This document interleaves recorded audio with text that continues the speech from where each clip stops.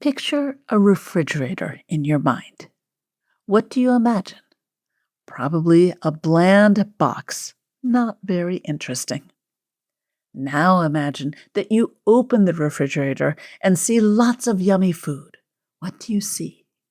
I imagine a bowl of blackberries, the big, fat, juicy kind. Yum.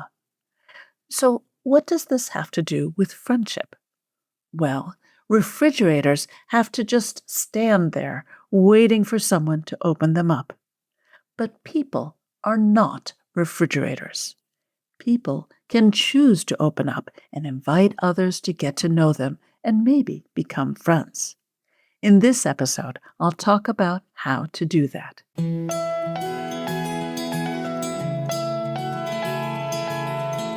Kids Ask Dr. Friendtastic! Hi there, I'm Dr. Eileen Kennedy Moore, also known as Dr. Friendtastic. I'm an author and clinical psychologist based in Princeton, New Jersey. If you have a question you'd like me to answer about making and keeping friends, you can send it in at drfriendtastic.com/submit. That's drfriendtastic.com/submit. I'll get back to answering kids' questions about friendship next week, but today I want to talk about an important topic, especially as many kids in the Northern Hemisphere are heading back to school, and that is showing openness to friendship. Every friendship begins with some sign that two people are interested in becoming friends. So to make a new friend, we have to communicate that we like that person and we want to spend time with them and get to know them better. Preschoolers will sometimes ask straight out, "Want to be my friend?" But older kids usually signal liking less directly. So, what might that look like? Showing openness to friendship starts with our nonverbal communication. That means what we communicate without words through our face and body. Imagine two kids. One is standing off by himself, frowning. His arms are crossed, and he's looking down with his back turned toward everyone. The second kid is near the group, smiling, nodding, looking and listening to what others are saying.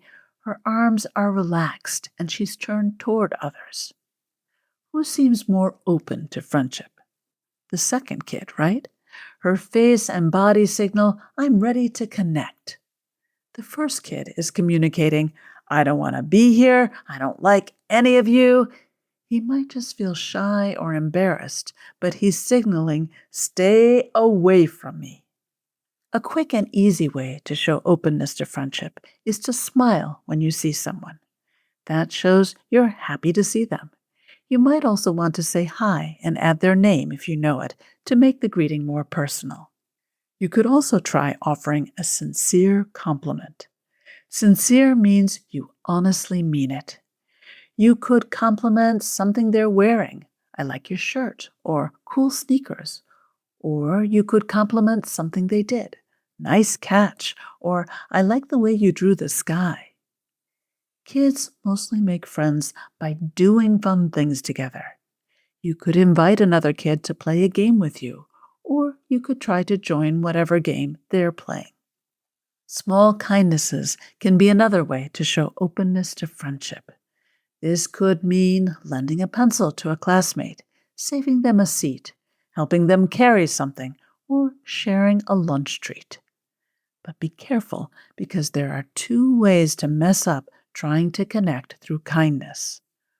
One mistake is to do something that you might think is kind, but the other kid doesn't.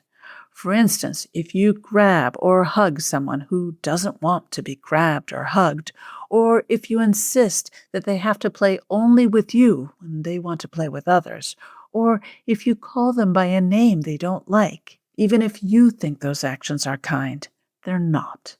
If the other kid feels uncomfortable with what you're doing, then it doesn't count as kindness. Another possible mistake is to try to buy friends by giving away money or things that matter to you. Other kids will probably take whatever you offer, but they won't do the same for you, and they could lose respect for you. Going overboard with gifts can come across as desperation rather than openness. It takes courage to show openness.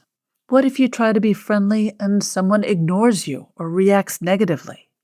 That's possible, but most of the time, if we behave in friendly, open ways, others will respond in friendly, open ways.